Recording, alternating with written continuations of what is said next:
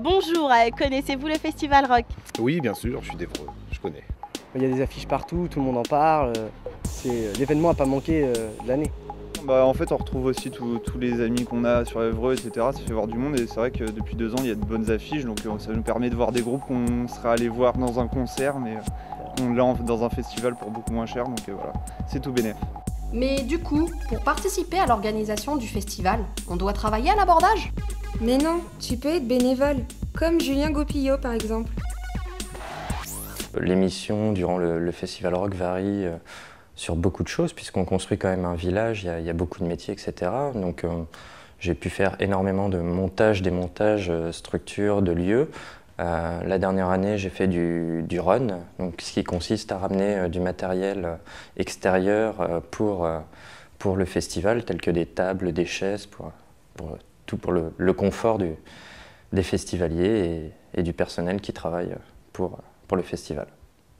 Alors les spécificités, c'est qu'on est assez multifonction, donc on nous met sur plusieurs tâches qu'on peut connaître ou pas, et on est toujours accompagné de toute façon par les équipes d'intermittents du spectacle, que ce soit sur des régies son, sur des régies lumière ou même sur les structures, donc on touche un peu à tout. J'ai été la première année bénévole au stand du merchandising et puis les années suivantes au bar VIP.